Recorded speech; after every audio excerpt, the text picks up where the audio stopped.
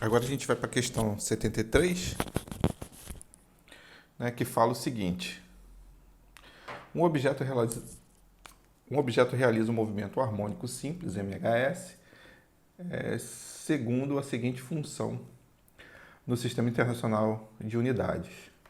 Está aqui a função, né, 0,2 cosseno π sobre 3t mais π. Né? Determina o valor do módulo da velocidade v do objeto em metros por segundo no instante t igual a 3. Então a gente sabe que isso aqui é a posição, né? A gente tem que encontrar, lembrar, né, na verdade, a velocidade. Então, a forma da posição é isso aqui, ó, cosseno, né, de ômega t mais cada livro coloca um símbolo aqui. E a velocidade, ela é ômega a seno ômega t mais essa constante ali de fase. Então, quando a gente olha para a fórmula, a gente vê que o nosso A é igual ao quê? A 0,2. Então, a gente tem que o A, que é a amplitude, igual a 0,2. Tá? Então, basta eu pegar o A e substituir aqui. E depois, né, o ômega a gente sabe que é π dividido por 3, né? Tá aqui, ó. O ômega.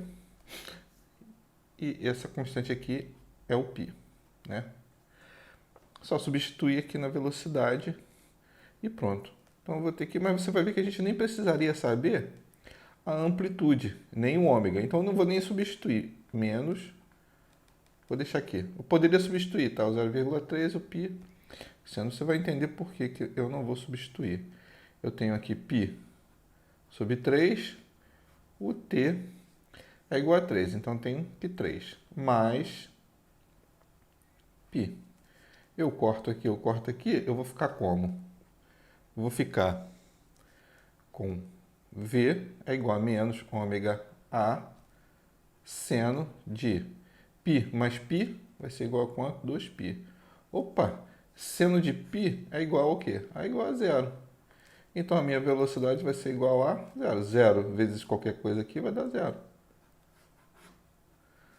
Bom, uma questão bem simples aí de movimento harmônico simples, bastando saber apenas a fórmula da velocidade, né? Aqui, para quem sabe derivada, se você derivar isso aqui, o x, né, você vai encontrar a velocidade. Quando você deriva aqui, você encontra a velocidade. Bom, mas esse aqui é um outro caso, então a gente fica aqui tendo que saber a fórmula da velocidade para pegar os valores de lá, da equação que foi dada, e substituir, só que você encontra aqui o seno de 2π, seno de 2π igual a zero, que zera toda a função, tá bom?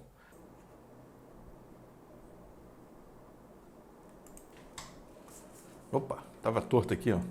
Vamos lá, questão 7.4, o ciclo de Carnot, proposto no século XVII pelo físico e engenheiro Nicolas Leonard Sade Carnot, consiste em uma sequência de transformações gasosas na qual uma máquina térmica operando entre duas fontes térmicas alcança rendimento máximo, se operar em um ciclo totalmente reversível, independentemente da substância utilizada. Considerando o ciclo de Carnot para um gás ideal, assinale a alternativa correta. Então, já tem aqui esse T1. Na verdade, eu estava gravando e eu errei aqui uma fala. Eu voltei, só que eu reaproveitei a folha. Então, a gente tem que essa temperatura aqui dessa isoterma, ela é maior que a de T2. Então, ela vai aumentando aqui. Conforme as isotermas vão para cá, né, elas vão aumentando aqui no sentido do gráfico aqui da pressão, né? E é o seguinte, essas isotermas, né, tanto aqui, né, ela não há uma variação de temperatura, nem aqui também, né, nem a T1, T2, elas mantêm constante, porém ela a troca de calor, tá? O troca de calor aqui no caso para fazer o trabalho de expansão, né? Ela vai expandir aqui, né? Ela expande o volume, está saindo de um volume menor, né? para um volume maior e aqui para, no caso, faz o trabalho, né? O pistão, né, faria o trabalho sobre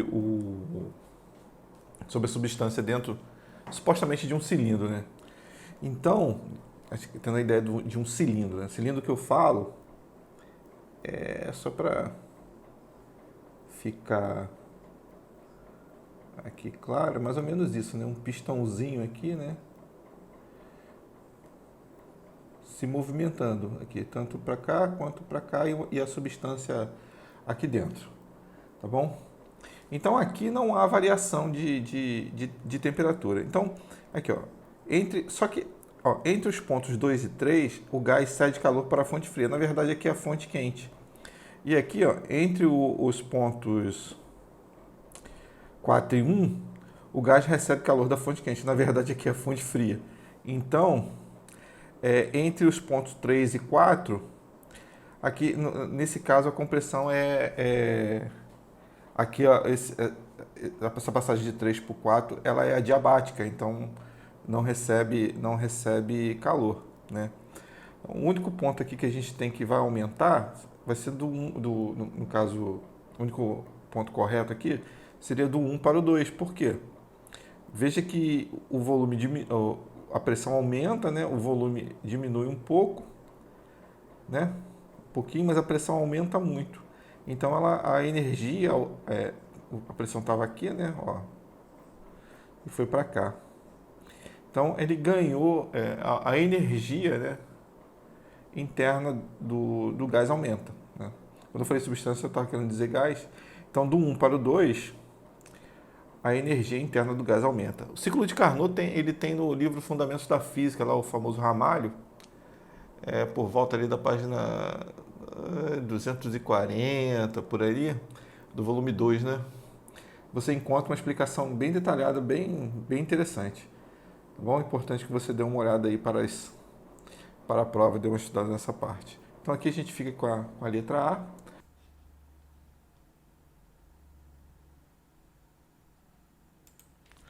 Agora a gente vai resolver aqui a questão 75, que é uma questão também bem tranquila. E ela diz o seguinte: a figura a seguir representa um bloco em forma de paralelepípedo em repouso. Então está aqui o bloco, né, com arestas iguais a 2, 4 e 5. Determine a razão R entre as pressões exercidas pela face maior, pela face de maior área, e a de menor área, ambas sobre o solo. Então a gente sabe que a pressão é a força sobre a área.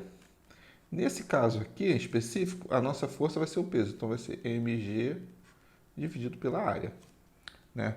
Então ele fala ali da razão é igual a pressão maior área dividido pela pressão menor área. A maior área, vamos fazer aqui agora, maior área, área maior, área maior. A área maior vai ser qual? Vai ser essa base aqui, 5 vezes 4, né? 5 vezes 4 vai ser igual a 20 centímetros quadrados. Eu não vou nem passar para metros, porque depois a gente vai cortar. Tá? Eu tenho que a área menor vai ser essa aqui, né? 2 vezes 4. Eu botei 8 aqui direto.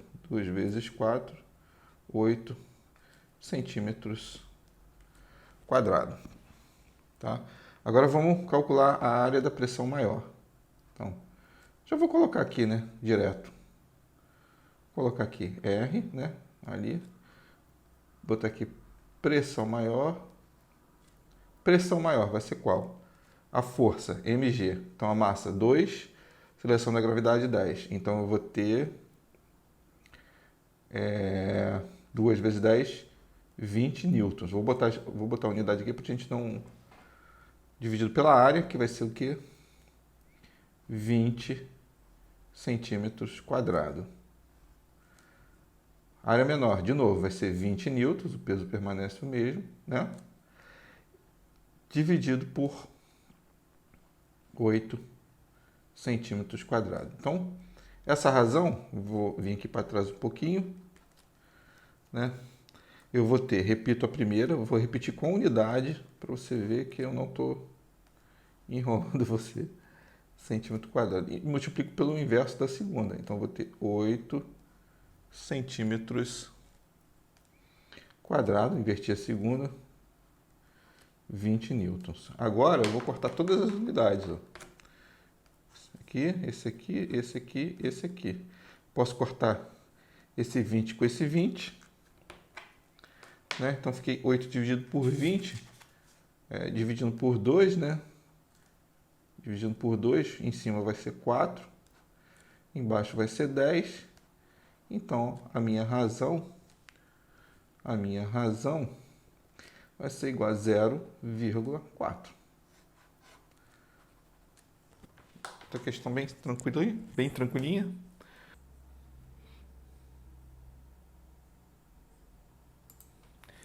E aí agora a gente vai resolver essa questão 74.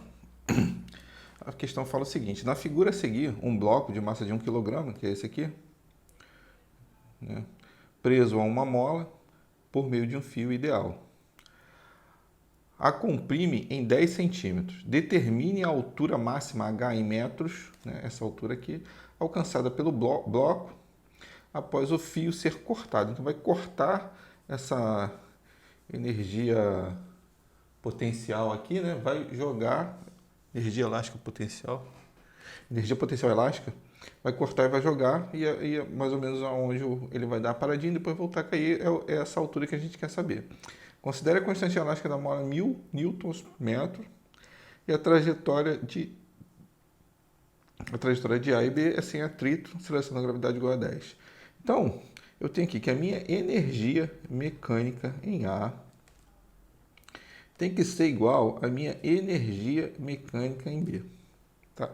Sendo que aqui, energia, eu só tenho a energia potencial elástica. Aqui. E quando eu chegar aqui em cima, eu só vou ter o quê? A energia potencial. Porque ele vai dar paradinha, minha energia cinética vai ser zero. Então, qual é a minha energia potencial elástica? Ela é escrita dessa forma aqui, ó, Kx2 dividido por 2. Constante da mola, o pedacinho que foi comprimido, né? Dividido por 2. E a energia potencial, a gente sabe que é mgh. Então, uma coisa aqui, a energia mecânica em A ela tem que ser igual à energia mecânica em B. Então, a gente vai ter que a energia potencial elástica vai ser igual à energia potencial. Então, vou ficar aqui com Kx dividido por Kx ao quadrado dividido por 2 é igual a mgh. Agora a gente vai substituir os valores, né? K vale 1000, né? 10 ao cubo, vou botar aqui, 10 ao cubo, né? O x é 10 centímetros, então a gente tem que x, né? É igual a 10 vezes 10 a menos 2 metros. Isso vai ser igual a 10 a menos 1 metro, tá bom? Então vai ficar assim, 10 a menos 1, né? Elevado ao quadrado. Dividido por 2, eu vou ter que a massa é igual a 1 kg, vezes 10, que é a aceleração da gravidade, vezes h, que eu não sei. Então eu vou ter aqui, ó, eu vou ter isso aqui. 10 elevado a menos 1 elevado ao quadrado. Então é 2 vezes menos 1. Vai ficar 10 a menos 2. 10 ao cubo vezes 10 a menos 2, multiplicação de potência de mesma base. Repete a base, então vamos repetir a base. Repetindo a base. E somos expoentes. Então vou ter 3 menos 2, eu vou ter 1. Não vou botar ente 1, a gente não coloca. O expoente 1 a gente não coloca. Dividido por 2. 1 vezes 10 vai ser 10. Então eu vou ter 10H, né? Então eu vou ter isso aqui, fazendo essa conta, eu conto 10 com 10, vou ter meio. Então H vai ser igual a meio metro.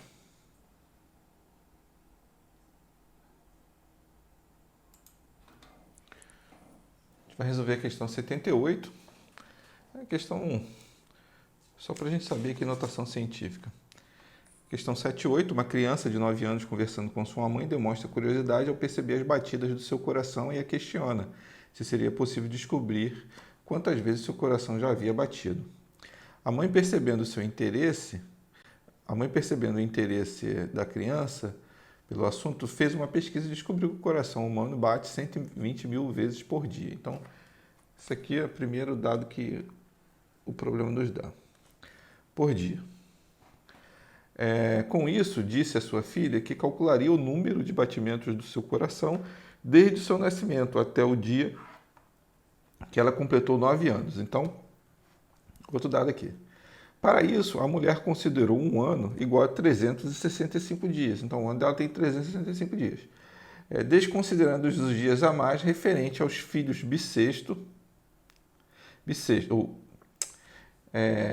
desconsiderando os dias e mais referente aos anos bissextos. Sendo assim, após efetuar os cálculos utilizando a notação científica, a mãe informou a filha que seu coração já havia batido tantas vezes. Então, primeiramente, a gente vai multiplicar 9 vezes 365, né? Para saber a quantidade de dias no total. Então, eu tenho aqui 365, né? 9 vezes 5, 45, né? Aqui 9 vezes 6, tal, vai 8, 2, 32. Então, a gente tem 3.285 dias, né?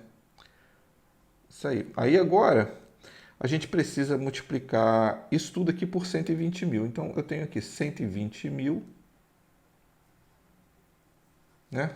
E eu vou transformar ele em 12 vezes 10 a quarta. 1, 2, 3, 4. Tá? E vou multiplicar só o 12 aqui. Tá bom? É como se eu estivesse fazendo isso aqui agora. Ó. O que eu vou fazer? 12 vezes 32,85 vezes 10 a quarta. Ele está querendo notação científica, então a gente já separou um 10 a quarta ali. Então, tenho que 12. Quando a gente faz essa conta aqui, eu vou encontrar o resultado, tá? Já vou falar o resultado aqui. Eu vou encontrar 39.410. Então, eu vou ter aqui, ó. Fiz aqui, ó, essa conta aqui. Então, tenho que... vai valer 39.410 vezes 10 a quarta. Agora eu vou deixar só com uma casinha aqui. Então eu vou contar, ó. 1, 2, 3, 4. Então eu vou ficar com 3,9.410 vezes 10 a quarta vezes 10 a quarta. Multiplicação de potência de mesma base. Então eu vou ficar com 3,9.410 vezes 10 a oitava, tá? Então, essa aqui é a minha resposta. Quando a gente vem para cá, ó, a gente encontra que é 3,9, né? Aproximando aqui, né? Como esse valor aqui é menor do que 5, então, esse outro número aqui, ele vai ficar, ele permanece. Se fosse maior que 5, a gente aumentaria 1 aqui. Então, eu vou ter 3,9 vezes 10 a 8. A resposta certa é a letra C.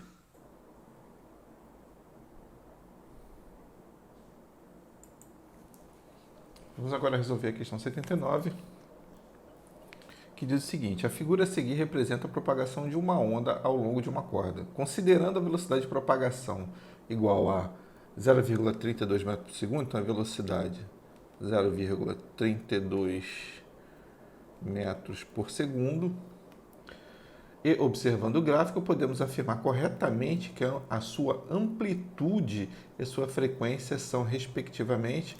Então, tá aqui, ó. Essa distância aqui dividido por 2 é a amplitude, ó. Vai de um pico até um pico lá embaixo. Então, se você divide por 2, a amplitude vai ser 2,4 dividido por 2. Então, a amplitude é igual a 1,2 centímetros. Tá? Então, um problema a gente já resolveu. E outra coisa que a gente precisa aqui é o comprimento de onda, que vai ser aqui, ó, lembra? Pode ser de um pico a um pico. desse ponto aqui, né, até a segunda vez que toca. Então a gente vai pegar esse período aqui, ó, né, que é igual a 2 centímetros. Passando para metros, a velocidade está em metros, então vou ficar com 2,0 vezes 10 a menos 2, né, metros. A gente vai calcular o período, que o período a gente consegue achar a frequência, tá? Então o período vai ser 2, escrever a fórmula aqui, período é igual a lambda, né, dividido pela velocidade, que vai ser 2,0 vezes 10 a menos 2, dividido por 0,32. Lembrando que o período, ele é o inverso da frequência. Então, se eu inverter, automaticamente a frequência é o inverso do período, né? Então, vou inverter ali, né? Frequência. Vou pegar isso aqui e vou inverter. Vou ficar com 0,32, né? Dividido por 2,0 vezes 10 a menos 2. Resolvendo isso aqui, eu posso melhorar, né? 0,32 vezes 10 ao quadrado, passei o menos 2 para cima, dividido por 2. Isso vai dar a frequência igual a 0,16 vezes 10 ao quadrado Hz, que é igual a 16 Hz. Tá bom? Então a amplitude é 1,2 centímetros, se quiser passar para metro, né? É 1,2 vezes 10 a menos 2 metros, 1,2 vezes 10 a menos 2 metros, é a amplitude, e a frequência, né, é igual a 16 Hz.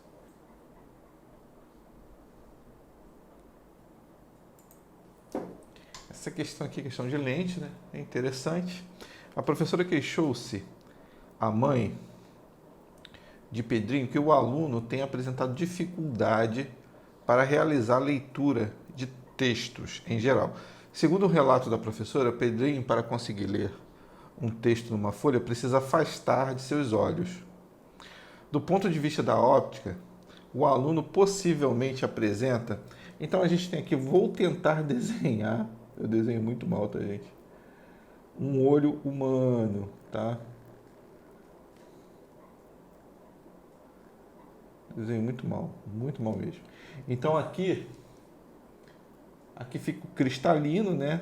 Que funciona como se fosse uma lente, tá bom? E aqui atrás a retina, tá? Vou traçar um eixo aqui. É o seguinte, ficar bem claro, para a gente não enrolar muito aqui. A miopia, a imagem é formada aqui na frente, né? Então eu preciso de uma lente divergente para fazer com que, aqui é a retina, né? Retina. Isso aqui é uma explicação bem simplória, tá, pessoal? Eu recomendo sempre o livro Fundamentos da Física. Se você der uma olhada aí pela página 399, você vai ver que tem uma Fundamentos da Física, volume 2.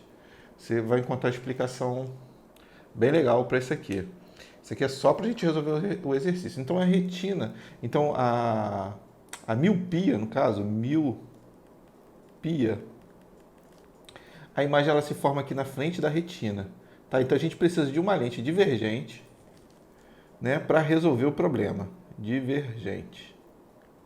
Resumão, hein, só. Já a hipermetropia, ela vai formar uma imagem atrás do cristalino, né? Então, a hipermetropia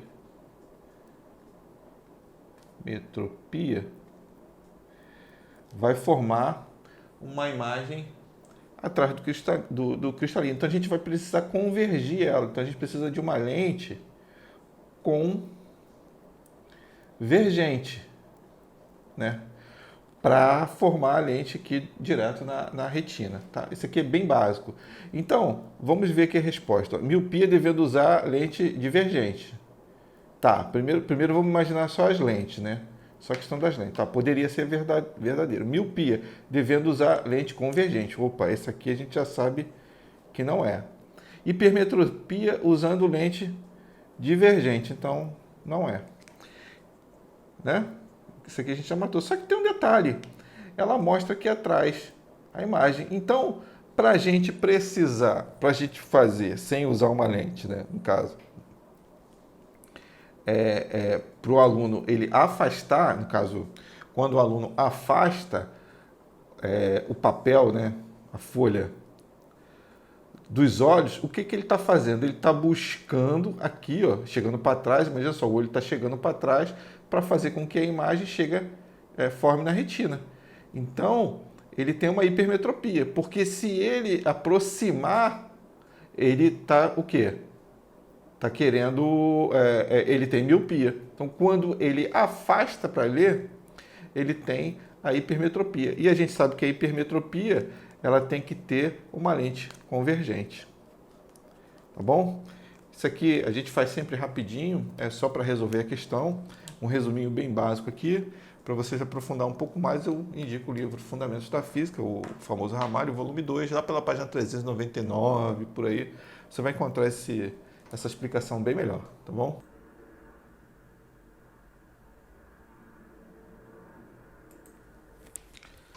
Vamos lá, uma questão teórica, né?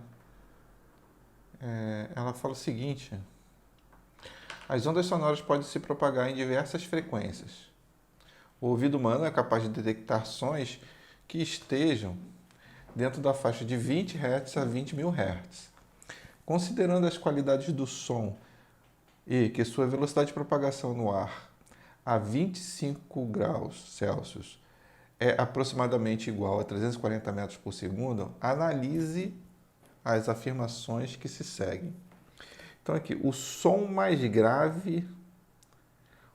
é mais grave quanto maior for a sua frequência. Não, isso aqui está errado. Na verdade, o som é mais grave quanto menor for a sua frequência. Então, o primeiro aqui a gente já viu que está errado, né?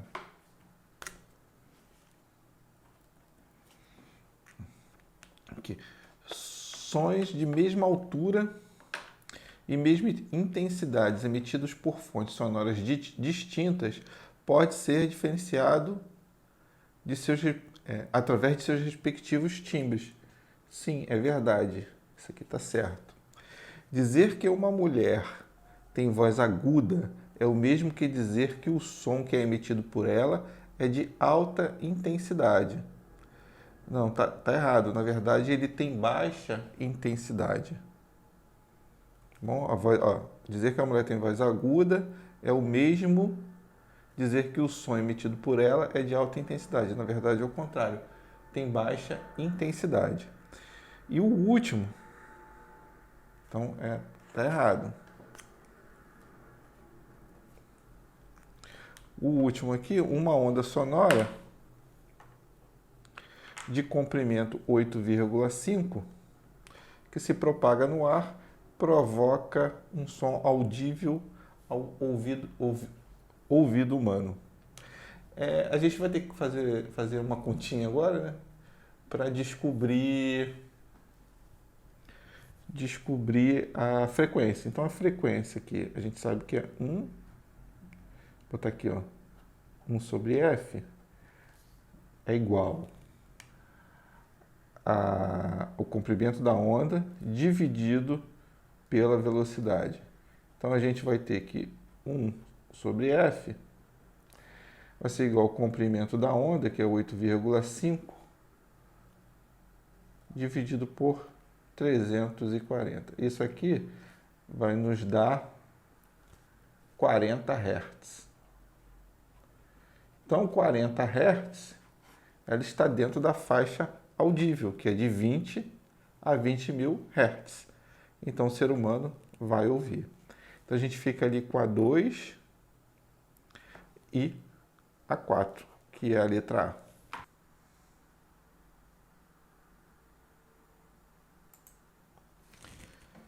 A gente vai resolver agora a questão 82, que mostra um circuito, né? Da figura. No circuito da figura, aplica-se entre os terminais da associação uma DDP de 90 volts, né? Sabendo que os capacitores C1, C2 adquirem cargas 12, né, microcoulomb, então Q, né, 12 microcoulomb, e o C2 vai de 3 microcoulomb, né? Aqui 12 e aqui 3. E que a tensão do capacitor C1, então a tensão aqui vai ser U igual a 60 volts. A capacitância equivalente em microfarad entre os capacitores C2 e C3 será. Aqui, primeiramente, a gente vai calcular, a gente sabe, quer dizer, aqui nem precisa calcular, a gente já sabe que aqui a carga é 12. Então, imagina o seguinte aqui. Como é que a gente vai resolver isso aqui? Se aqui essa carga é 12, e a gente sabe que no circuito em série a carga se mantém 12, e a gente pode dizer que esse circuito em paralelo está em 12, então ela entra em 12 aqui, e no paralelo vai se dividir, a gente encontra quanto de carga vai ser consumido aqui, e a gente descobre pela diferença desse com o que consumiu aqui, a carga aqui. Com isso a gente encontra o capacitor, né? A voltagem a gente sabe que é 30, né? Tá 60 aqui. Quando entra aqui ela divide, mas ela divide, mas é igual, né? Vem para cá 30 e vai para lá 30. Então a gente vai ter 30 e 30 aqui. Então vamos ver aqui como é que a gente resolve. Então vamos ver aqui o C2, tá? O C2. Como é que funciona? A gente sabe ali que a formulazinha, né, é a capacitância, Q e a DDP. Então eu quero saber a capacitância. A carga do C2 é 3 vezes 10, né, a menos 6, que é o micro. Dividido por quanto? Dividido por 30, porque ele desce aqui é 60, 90 menos 60 vai dar 30. Então ele desce com 30 aqui. Então eu tenho 30. Então o meu C2, ele dividido isso aqui, ele vai ter 0,1 vezes 10 a menos 6 Faraday, né? Faraday. Tá. E a gente sabe, aqui nesse caso, encontrei a capacitância aqui, né? A gente sabe aqui que 10 é 12, então se aqui é 3, aí eu falei que a gente tem que calcular, mas a gente calcula só no olho aqui, né? Aqui a gente tem 12 microcoulomb, aqui é 3. Sabendo que esse circuito aqui em paralelo está em série com esse capacitor, então se aqui é 12, aqui é 3, aqui vai ser 12 menos 3, que vai ser, no caso, 9, né? 9 microcoulomb. Então, no capacitor C3, né, a gente vai resolver aqui, a gente vai encontrar C3, a carga 9 vezes 10 a menos 6, e nesse caso aqui vai ser 30 também, porque a corrente, a DDP aqui no paralelo, ela é igual, tanto aqui quanto aqui. Então eu vou ter dividido por 30. Então eu vou ter que C3 é igual a 9 dividido por 30 é igual a 0,3 vezes 10 a menos 6, né? Botei aqui um Fzinho maiúsculo, né? Então, agora para eu calcular o capacitor equivalente ali, vai ser igual, eu tenho o costume de fazer da direita para a esquerda, né? Na verdade eu tinha que começar aqui para terminar lá, mas dá para entender. Tá? Então vai ser igual ao que? O equivalente. Aqui a gente soma, né? C2 mais C3. Então, o capacitor equivalente, ele quer em micro, né? Então, eu vou botar aqui o C2 igual a 0,1 microfarad mais 0,3 microfarad. Então, o meu resistor equivalente, o meu capacitor equivalente vai ser igual a quanto? 0,4, né? 40 microfarad.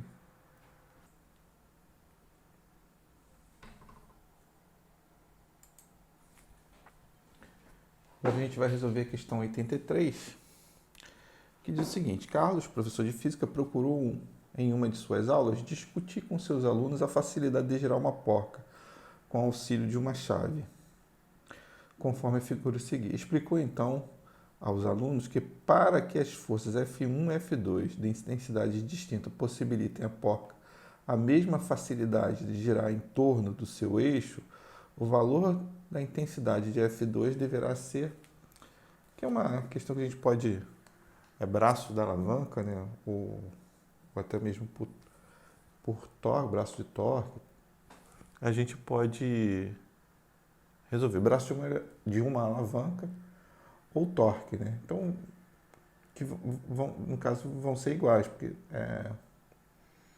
então a gente tem aqui que a primeira força, ela tá, que é a força FA, vamos colocar assim, né? FA, vou botar aqui como se fosse um torque, né? FA vezes 30. A gente pode até colocar a unidade, mas não seria necessário, tá? E aqui eu tenho o FB, que a distância vai ser o quê? 20, né? 30, tá? 20. Vou botar aqui centímetros, tá? Só para a gente entender melhor. E aí ele quer saber a força, no caso F1, que ele não fala aqui qual é. Deixa eu ver aqui. Ele explicou então aos alunos que as forças F1 e F2 de intensidade distintas. Eu não estou vendo aqui quem é a força F1 e F2.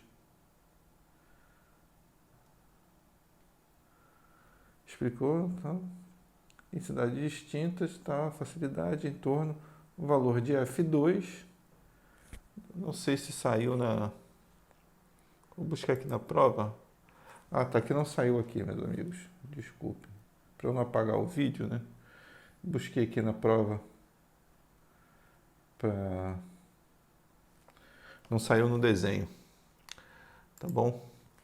Então, agora eu tenho que a minha força F1, aqui em B, né? F1 e a força F2. Né?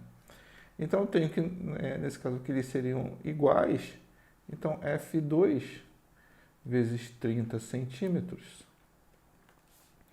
vai ser igual a F1 vezes 20 centímetros. Então eu posso cortar esse centímetro com esse centímetro, esse zero com esse zero. Então eu vou ter que F2 vai ser igual a 2 F1 dividido por 3. Desculpa não ter saído no desenho, né? O desenho me puxou meu tapete. Então seria a resposta a letra C, né? Letra C.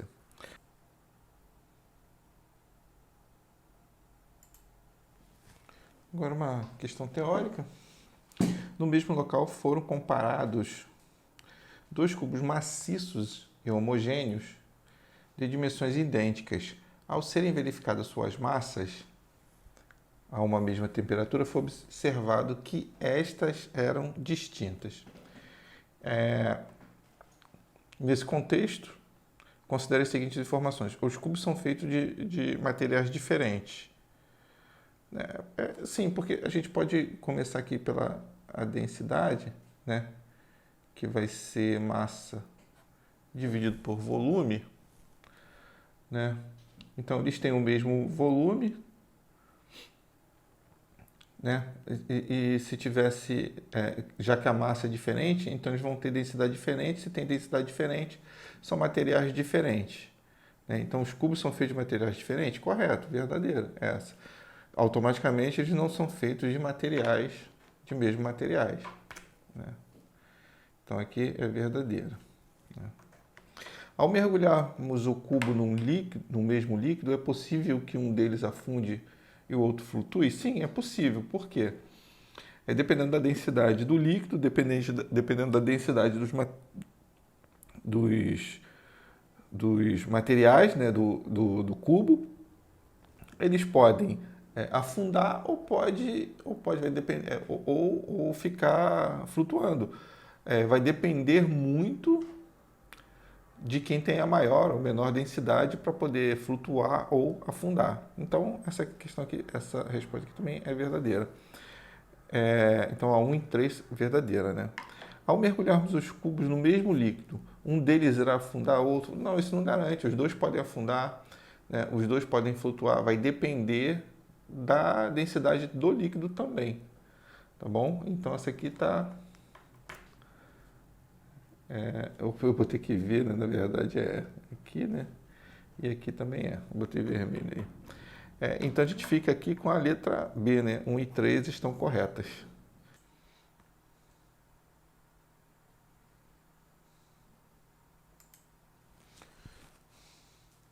Quando a gente vai para a questão 85, fala de fluxo magnético, e a questão fala o seguinte: o gráfico a seguir representa o comportamento do fluxo magnético através de uma espira imersa em um campo magnético uniforme, em função do tempo. Em qual ou quais intervalos de tempo um amperímetro ligado aos terminais da espira não acusará corrente elétrica?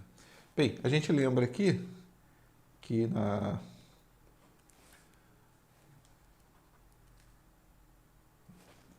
o fluxo, né, magnético, aqui eu tenho, né, igual à variação do tempo, né? Então, no caso aqui da força eletromotriz, né, DDP, a gente tem isso aqui. Porém, a gente sabe que a intensidade vai ser igual ao E dividido por R, né? Com isso, eu concluo que a minha intensidade vai ser igual a menos o fluxo, a variação do fluxo magnético, igual a R delta T. Então, aqui a gente vê o seguinte: para ter corrente elétrica, a gente precisa ter o quê? Variação do fluxo, né, magnético. Um fluxo final menos o fluxo inicial. Se a gente pegar aqui e já analisar a letra A, a gente vê aqui que nesse caso aqui, ó, entre o tempo 0,1 e 0,3, o que acontece? O fluxo magnético é o mesmo. Então, ele não existe variação do fluxo magnético. Não existe variação do fluxo magnético. Com isso, o que acontece? Aqui sendo zero, a minha corrente vai ser o quê? Vai ser zero. Então, ele pergunta o quê? Não acusará a passagem de corrente elétrica. Então, obviamente, o único período que não vai haver variação de fluxo magnético e com isso não acusará a passagem de corrente elétrica é nesse tempo aqui de 0,1 a 0,3, porque de 0,1 a 0,4 houve uma variação. De 0 e 0,1 aqui houve uma variação. A gente tem um fluxo final e um fluxo inicial. Aqui também entre 0,1 e 0,2 permanece até a mesma, seria 0. Mas e entre 0,3 e 0,4, não, você tem um fluxo inicial e um fluxo final. Então, a resposta correta é a letra A.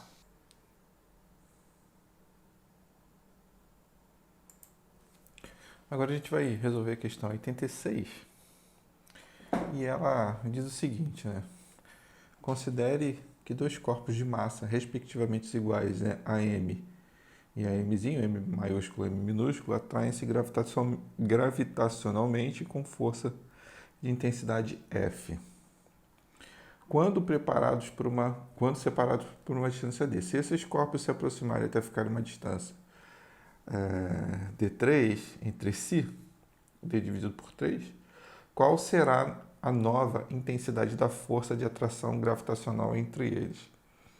Então a gente vai lembrar aqui da fórmula, né, da força, que vai ser a constante gravitacional vezes a massa maior vezes a massa menor dividido por d ao quadrado. E vamos fazer a outra força quando, vou botar aqui uma força 1, né, que é a força que a gente quer encontrar em relação à força F, também que vai ler G, né, M vezes Mzinho dividido, agora a distância aqui vai ser D dividido por 3 ao quadrado. Quando a gente faz isso aqui, para ficar mais fácil, a gente vai botar Mzinho em evidência, tanto aqui quanto aqui, né? Então, vou botar aqui Mzinho vai ser igual a D ao quadrado F. Já aqui embaixo, vai ficar Mzinho igual a D ao quadrado vale D ao quadrado, 3 ao quadrado vale 9. 9 vezes F1, né? Agora a gente pode igualar, né? Mzinho, Mzinho são iguais. Então a gente pode dizer que D ao quadrado dividido por 9 vezes F1 vai ser igual a D ao quadrado vezes F. Então a gente pode cortar esse D ao quadrado com esse D ao quadrado. A gente chega na resposta, que vai ser F1, né, a força que a gente estava procurando, 9 vezes F, que é a letra D.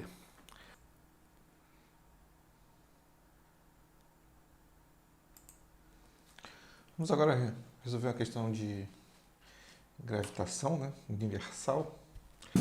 E ela diz o seguinte: considere as seguintes afirmações em relação à gravitação universal e marque V para o verdadeiro e F para o falso. Em seguida, assinale a alternativa com a sequência correta. Então, a gente começa aqui com as leis de Kepler e eu sugiro para você o livro Fundamentos da Física, né? O famoso armário, volume 1, lá pela página 390, ele fala sobre as leis de Kepler e aí você vai ter um entendimento melhor, tá? Como o objetivo desses vídeos aqui são só resolver as questões, eu tento não me aprofundar muito na teoria para que os vídeos não sejam longos, nem sejam vídeos diretos de resolução de questão. Então, essa aqui, as leis de Kepler são válidas para quaisquer sistema em que corpos gravitam em torno de um corpo central. Sim, essa aqui é verdadeira. Tá bom? Um satélite da Terra movendo uma trajetória de raio R terá seu período 2 vezes maior do que o período de um satélite terrestre de órbita circular de raio 2. Então, para a gente lembrar aqui a formulazinha do período, né? Vou botar aqui T ao quadrado é igual a K vezes R ao cubo. Esse também está lá na página, se você der uma olhadinha lá pela página 390, 91, 92, você vai encontrar isso aqui. Então, esse aqui seria o período 1. Vamos aqui para o segundo, o período 2, que vai ser K. E aqui eu vou colocar já um R, né, para a gente economizar tempo. E aqui vai ser o quê? R dividido por 2, né, ao quadrado. Perdão, ao cubo. Então a gente vai ter aqui que o período ao quadrado é igual a K R ao cubo dividido por 8. A gente sabe que esse K aqui é igual, é uma constante. Então o que a gente vai fazer? Vai igualar esse K com esse K para tirar um período em relação ao outro, né? Então eu tenho que o primeiro K vai ser igual a T1 ao quadrado, né, dividido por R ao cubo. E esse aqui a gente vai ter o T2 ao quadrado dividido por R ao cubo. O 8 estava aqui embaixo, já vai passar para cá o quê? Multiplicando. Então, eu tenho que T1 ao quadrado dividido por R ao cubo vai ser igual a 8, né? T ao quadrado dividido por R.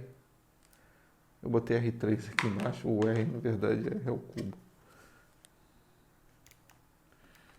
Eu falei uma coisa e escrevi outra. Aqui, como os R são iguais, né? Então eu corto. Tirando a raiz quadrada lá de cima, eu vou ter que T1 é igual a 2, raiz de 2, T2, 2. Né? Então, essa resposta aqui é falsa. Né? Você até aqui, ó, duas vezes maior. Não, ela é 2 vezes raiz de 2. Tá bom? A força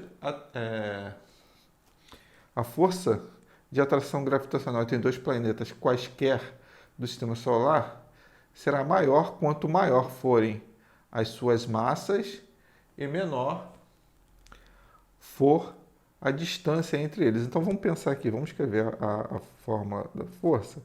Esse aqui é a constante gravitacional. Isso aqui, vamos botar uma massa 1, uma massa menor, né? Dividido por a distância ao quadrado.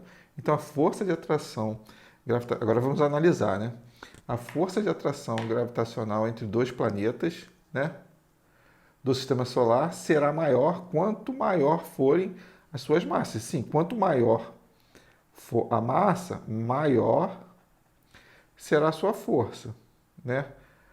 E menor for a distância. Sim, quanto menor for a distância, maior aqui vai ser a sua força. Então, esse aqui também é verdadeiro, tá? Aqui também é uma parte interessante que diz o seguinte: a velocidade de um planeta em órbita. Então, eu vou desenhar aqui eu vou tentar desenhar, porque eu desenho muito mal. Vou tentar desenhar a órbita de um planeta, né? De um planeta qualquer em volta do Sol. Vou botar aqui que é o Sol. O Sol está aqui, tá? E aqui é o meu periélio. E aqui o meu afélio.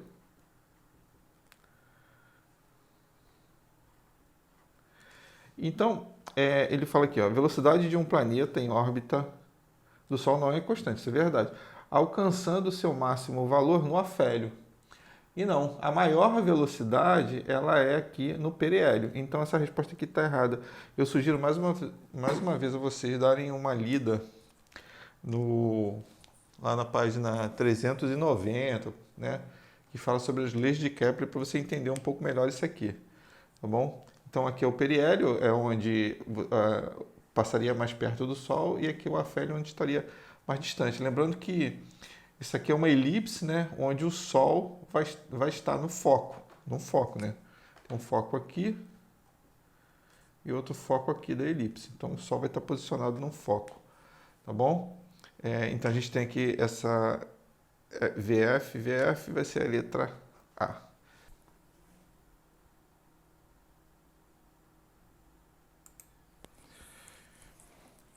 Então, a gente vai agora resolver a questão 88. E a questão fala o seguinte: Cláudia foi visitar o laboratório de física da sua escola e encantou-se com algumas esferas de aço que encontrou, utilizadas em experimentos de eletricidade. Enquanto duas delas idênticas, escolhendo duas delas idênticas, colocou-as em contato uma com a outra, separando em seguida por uma distância de 50 centímetros. Considerando-se que as esferas possuíam inicialmente cargas elétricas respectivas iguais a 4 microcoulomb e a menos 6 microcoulomb, após o contato, a força de interação entre elas será, e terá natureza, considerando o sistema eletricamente isolado e as constantes eletrostáticas do vácuo igual a 9 vezes 10. Aqui é 9, né? 9 newtons metro quadrado por centímetro quadrado. Assinale a alternativa que completa corretamente as lacunas, tá? Só para lembrar aqui a fórmula, né, da força elétrica é igual a K, Q1, que é a constante que ele está falando aqui, e aqui dividido pela distância ao quadrado. Sendo que, para a gente saber a carga que a gente tem aqui, Q1, né, mais Q2, vai ser igual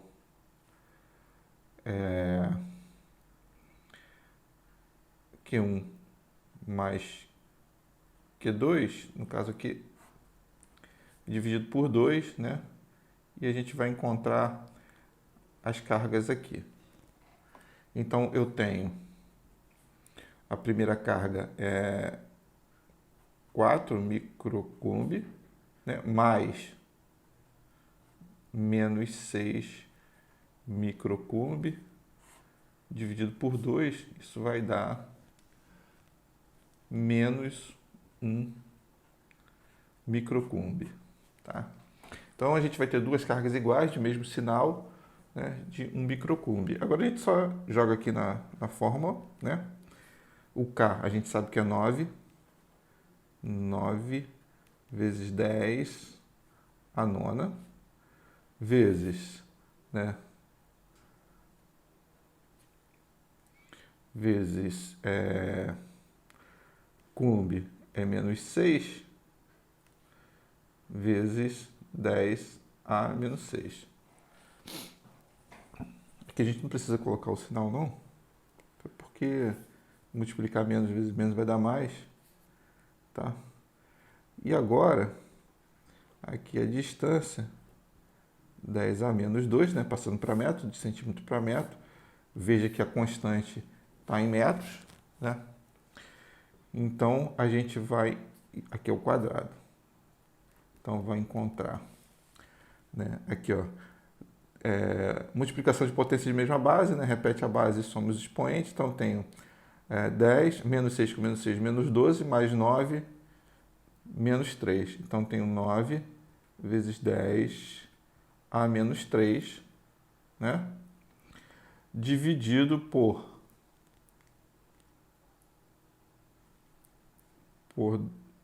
250, né? Fazendo a conta de 2.500, na verdade, vezes 10 a menos 4. Bem, resolvendo toda essa conta aqui, a gente vai encontrar 0,036 newtons, que é a mesma coisa que 36 milinewtons. Né? Então, se a gente saiu... Então, aqui a gente tem que 36 milinewtons.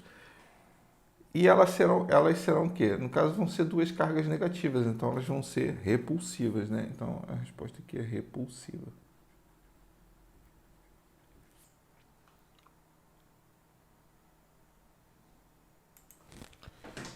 Questão 89 fala o seguinte: Carlinhos e Patrícia se encontram num determinado ponto ao atravessarem uma faixa de pedestre. Após o encontro, Patrícia continua seu deslocamento em direção ao norte, conservando a sua velocidade inicial de 0,5 metros por segundo, por 1 minuto e 20 segundos, até parar. Carlinhos, por sua vez, segue correndo na direção leste por 20 segundos, com aceleração de 0,15 metros por segundo, parando em seguida, considerando-se que o ponto de encontro entre eles é a origem das posições de ambos. Qual a distância em metros que Carlinhos e Patrícia, no momento em que param, qual é a distância entre eles, né? Então, aqui, Patrícia vai para o norte e Carlinhos vai para leste. Né? Então, ele quer saber essa distância aqui, ó. Isso aqui que a gente vai calcular. Tá? Obviamente, a gente identifica que isso aqui é um triângulo retângulo que a gente vai conseguir sair por Pitágoras. A gente vai encontrar essa distância, né? E essa distância e depois calcular a distância entre eles. Para isso, a gente precisa pegar alguns dados aqui da Patrícia, que são o quê? A velocidade, que é 0,5 metros por segundo, e o tempo, que vai ser 1 minuto igual a 60 segundos, mais 20 segundos, 80 segundos. E a gente percebe que no próprio texto diz que a velocidade é constante, né? Que ela vai conservar a sua velocidade inicial. Então, para calcular a velocidade, a distância, né? A gente vai ter SVT. S vai ser igual a 0,5 vezes 80. Isso aqui vai ser igual ao quê? A 40 metros. Então, a gente já encontrou aqui essa distância que a Patrícia percorreu. Agora a gente vai para o Carlinhos. Para o Carlinhos. E com os dados do Carlinhos, a gente vê que a aceleração, né, com aceleração constante de 0,15 metros por segundo ao quadrado, com um tempo de 20 segundos, certo? A gente vai utilizar a função horária do movimento, que vai ser esse aqui, S0 mais V0t mais 1 meio de A T2. A gente precisa descobrir qual é a velocidade inicial, porque ele não diz, a gente sabe que a final é 0. Então, a velocidade inicial vai ser igual a V0 menos, né? No caso está parando, a T. O V é 0, o V0 eu não sei, a aceleração é igual a 0,15 vezes 20. Isso aqui vai me dar que V0 é igual a 3 metros por segundo. Agora a gente substitui aqui nessa função, sabendo que isso aqui é S0, porque eles se encontraram aqui, né, no ponto de origem, S0. Então a gente fica com S igual a 3, né? Aqui no caso V0 é 3, vezes 20, 60, né? 3 vezes 20, mas depois a gente coloca menos a aceleração igual a 1 meio, 0,15, t ao quadrado, que vai ser igual a 400, correto? 20 ao quadrado é igual a 400. Então tem aqui, agora sim, 3, 20, 60, vamos fazer aqui de cabeça, né?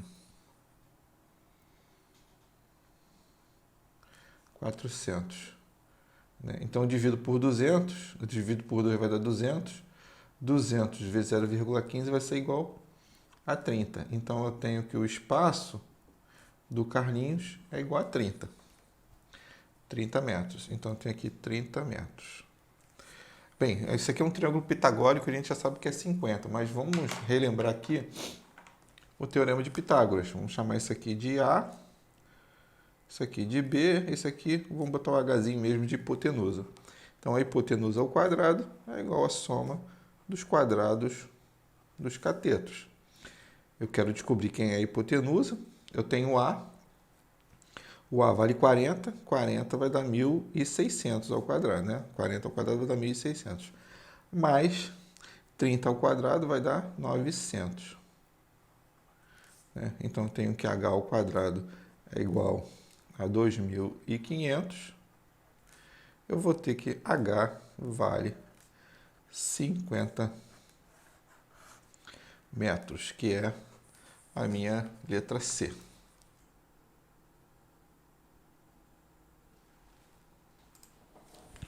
Vamos resolver a questão 91, que se trata de dois alpinistas, né, A e B, estão caminhando por uma estrada retilínea e, em um determinado momento, avistam a montanha que pretende escalar. Nesse instante, o alpinista A está um pouco à frente. Então vamos desenhar aqui, botar aqui o alpinista A aqui e o B aqui. Está um pouco à frente do alpinista B. E os dois emitem simultaneamente o grito de chegando, sabendo que o alpinista que está a montanha, está a montanha, né? Montanha feia pra caraca. Tá aqui. Sabendo que o alpinista A ouve o eco da sua voz após 4 segundos. Então vamos botar aqui T igual a 4 segundos. E o alpinista B escuta seu próprio eco igual a T 5 segundos.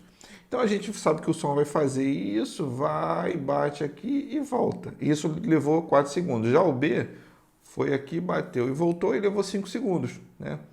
E a gente sabe que a velocidade do som é igual a 340 metros por segundo. Aqui então a gente vai calcular essa distância, no caso a gente pode calcular com 4 ou com a metade do tempo. Vamos calcular com 4, depois a gente divide por 2.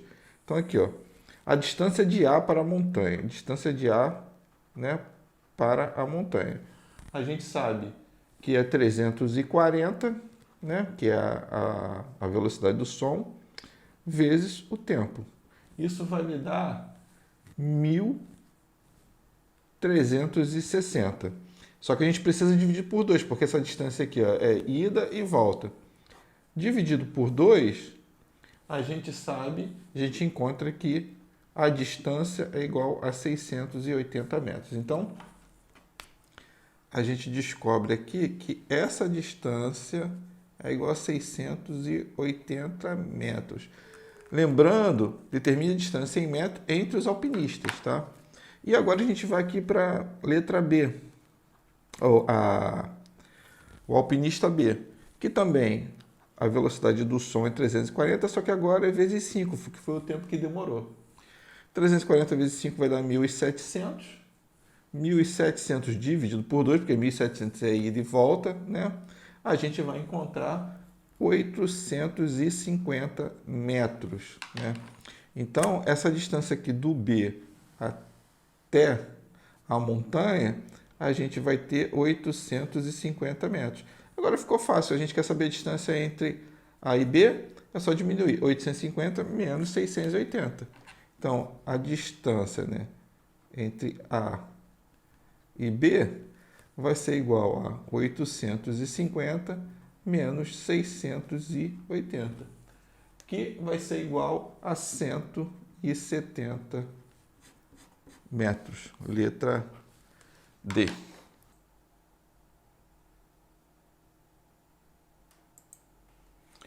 Agora a gente vai resolver a questão 92.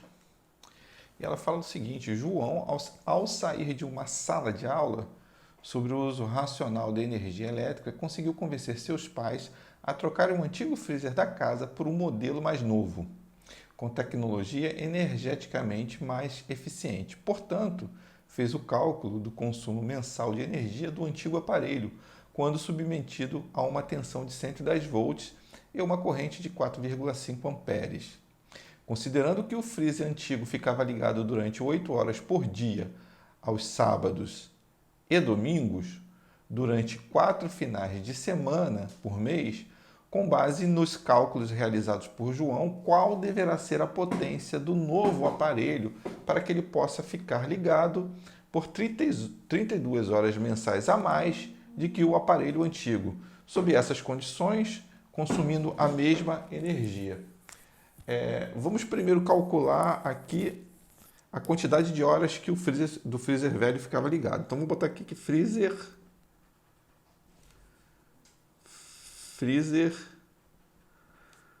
antigo, né? Vamos botar antigo. Então, ele ficava, era aqui, ó, considerando que ficava ligado durante 8 horas por dia, sábado e domingo. Então, 16 horas.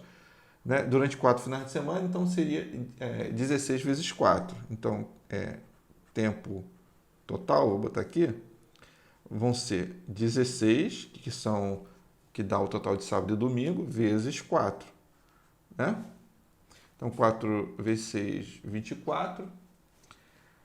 4 vezes 1, 4 vai dar aqui 64. Então ele ficava 64 horas ligado por mês. Agora a gente vai calcular a potência, né? Então a potência dele, qual era? Potência é igual a U vezes I, né? Então eu tenho que potência vai ser igual a 110 vezes 4,5, que vai me dar potência igual a 495 watts. 495. Agora a gente precisa calcular aqui de acordo com o quilowatts-hora, né? Então, o quilowatts-hora, vamos chamar de energia aqui, vai ser 495, tá aqui energia A, né? 495 vezes 64. Então, ele vai me dar um total de 31, fazendo essa conta aqui, 495 vezes 64, vai ser 31.680, né? No caso, watts hora. Tá? Agora, o que a gente precisa saber? O freezer novo. Freezer novo. Quantas horas ele funciona? Então, o tempo total vai ser de quanto? Vai ser de 64 mais 32, que vai ser igual a 96 horas, né? Agora, basta a gente substituir aqui, porque ele quer saber qual a potência para a mesma, né, energia. Então, eu vou ter aqui, ó, 31.680. A potência do novo, eu não sei quanto que é, eu sei a quantidade de horas, vezes 96. Fazendo essa conta aqui, né, dividindo 31.680 por 96, a gente encontra que a potência do novo será de 330 watts, que é a nossa letra B.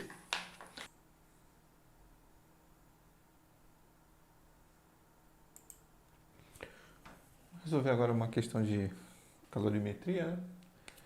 E que fala o seguinte: em um laboratório foram aquecidas duas amostras de um mesmo líquido, inicialmente a temperatura ambiente, de 25 graus. A amostra A continha 1 litro, importante isso aqui, tá? Desse líquido, um litro desse líquido, e a amostra B continha 2 litros. Ambas as amostras foram aquecidas por 3 minutos em recipientes de mesmo material e garantindo-se que a quantidade de calor cedida pela chama fosse a mesma para as duas amostras. Então, assim, QA igual a QB, né?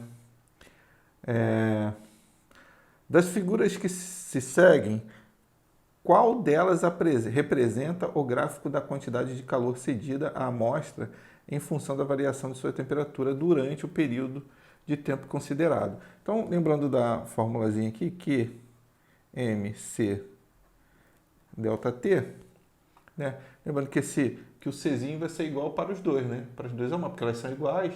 Então, eu tenho aqui o QA.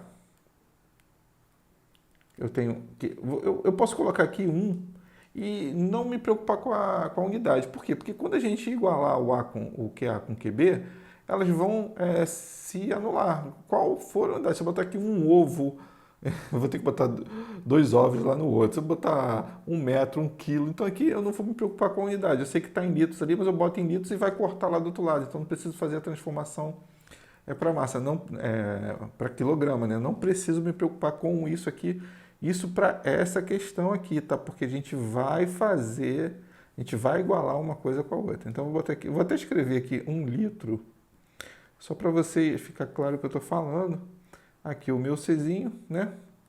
E o delta T de A, que A variou, né? E o meu QB vai ser igual aqui 2 litros, vou escrever aqui para a gente ver que não vai fazer diferença. O meu Czinho aqui que vai ser o mesmo e o meu ΔTB. Quando eu igualar, eu vou ficar o quê? 1 litro, né, C ΔTA. E o outro vai ficar com 2 litros, né, C ΔTB. Passou aqui um pouquinho, né? Então agora eu vou colocar o litro com litro, né? O C com o C. E vou ficar sabendo que a variação de temperatura do A foi maior, né? No caso aqui, 2 vezes a variação de temperatura do B. Então, eu fazendo por isso aqui, eu já consigo avaliar a variação de temperatura. Mas eu poderia também, vamos aqui analisar a fórmula Q MC ΔT, a variação de temperatura ΔT vai ser igual a Q MC. Então, quanto maior a massa, menor vai ser a variação de temperatura. Então, a massa do B foi 2, então ele vai ter uma menor variação de temperatura do que o A. Então, só analisando isso aqui, vamos ver aqui qual é que tem a variação de temperatura maior. Essa não é, né? Aqui está o B, essa aqui o B e está constante o A. Aqui estão iguais, então só pode ser o quê? A minha letra B. Então, poderia ter feito assim, né? Só analisando aqui, fazendo o ΔT e vendo a minha variação, qual que vai variar mais, né? Nesse caso aqui, ó, o A está variando mais do que o B. Né? Por quê? Porque ele tem a menor massa. Ou posso fazer aqui, né, matematicamente, e chegar no resultado que o ΔA é maior que o ΔTB. Né? Pelos dois modos eu conseguiria chegar à resposta.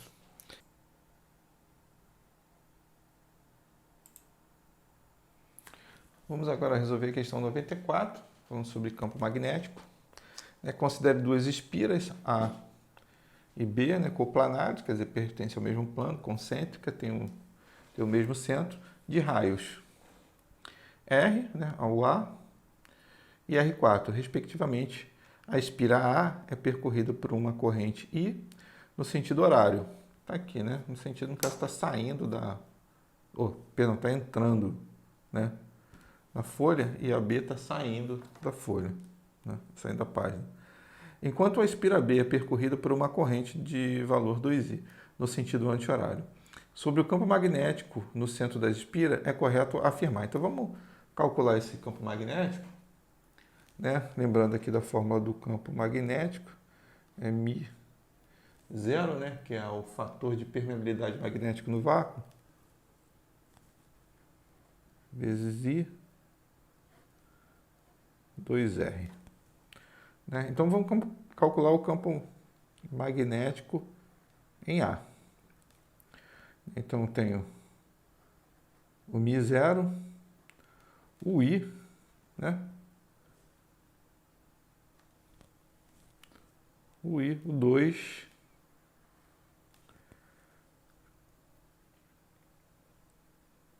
e o IR.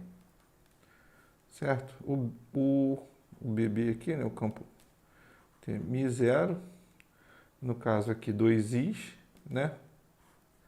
2 e o R sobre 4. R dividido por 4. Organizando esse aqui, que vai precisar, eu vou cortar esse 2 com esse 2, então eu vou ter 4 e μ0 dividido por R. Agora eu tenho que diminuir, porque um campo está num sentido, né? O outro campo está no outro, como se fosse, vamos pensar aqui, 2 vetores, tá? Então eu vou ter 4i μ0, né? 4i μ0, esse é o vetor que está saindo da folha, tá? 4i μ0 R menos, né? μ e 2R's. Bem, aqui eu multiplico por 2, né? Aqui vai ficar 1. Eu vou ficar com 2 vezes 4, 8 e μ0 menos I Mi0 dividido por 2Rs. Isso aqui vai me dar 7, né? Mi0I, estou mudando aqui só para a gente colocar igual a resposta, dividido por 2Rs. Bem, como o maior campo magnético, eu falei, se alguma vez eu falei que campo elétrico, me desculpa. O maior campo magnético está para fora, que é esse aqui, está saindo da página, né? Então, o resultante dele vai ser saindo da página, correto? Então, se a gente for ver aqui, primeiro que só tem uma resposta mesmo, que é esse valor aqui, B. E saindo do plano da página, né? O 9 a gente não tem, se tivesse outra questão aqui que misturasse, mas não tem. Então, é isso aqui, 7, saindo, né? Do plano da página. Só lembrando aqui, né? Regrinha da mão direita, então a corrente I está entrando e a corrente 2I está saindo. Tá? A resultante vai ser a maior, é a que está saindo da página.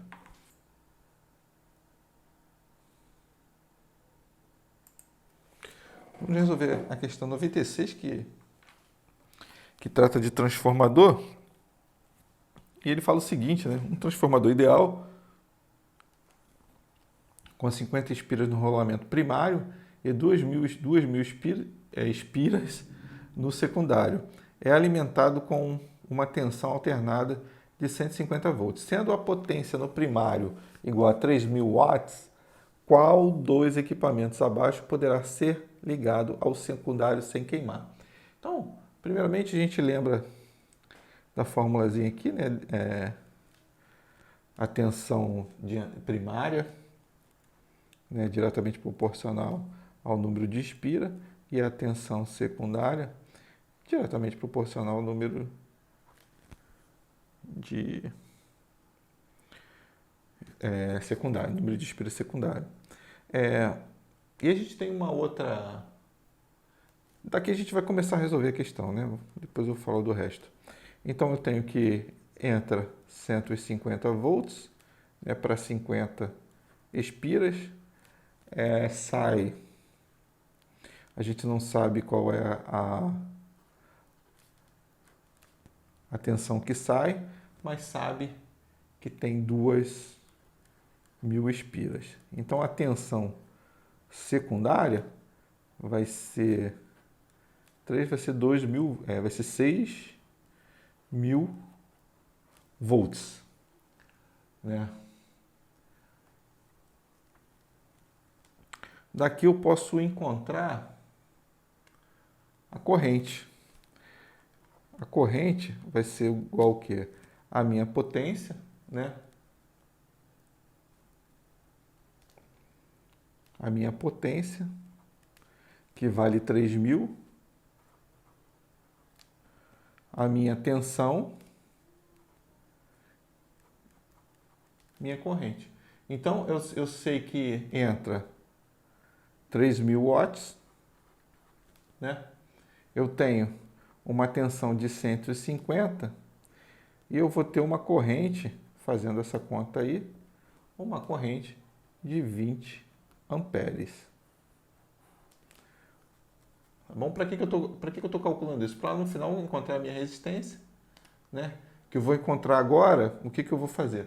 Eu vou encontrar a minha corrente no secundário. Como que eu faço isso para encontrar? UP vezes IP vai ser igual a US vezes IS, né? A tensão vezes a corrente no primário é igual a tensão vezes a corrente no secundário. Eu sei a minha no primário, que vale 150, então tenho 150. Eu sei a minha corrente, que vale 20. Eu sei a minha tensão no secundário, que vale 6.000, só que eu não sei a minha corrente no secundário. Então, eu vou ter, fazendo essa conta aqui, eu vou ter... Posso cortar esse com esse, com esse, com esse, certo? Então eu vou ter uma corrente de 30 sobre 60 que vai dar meio. Então tem uma corrente de meio ampere no secundário. Até aí acho que ficou claro, né? Agora a gente vai encontrar a resistência máxima ali no secundário, correto? Então vai ser o quê? O U é igual a RI. Eu sei que U vale quanto? O U vale 6.000. 6.000. Eu sei a minha resistência? Não. Eu sei a minha corrente? Sei, 0,5. Então eu tenho que resistência vai valer o quê? Passa para lá, vai dividir por meio, quem divide por meio multiplica por 2, vai ser 12.000 ohms. Então a minha resistência vai ser igual a quê? 12 kΩ. Bem, observando aqui, a única resistência que é a maior vai ser a 24. Então, essa aqui é a resposta, letra D. Essa aqui tem 3 km, 4 km, 2,4 km, essa aqui tem 24 km. Então, vai ser ela que queimaria ali se fosse colocada no secundário, né?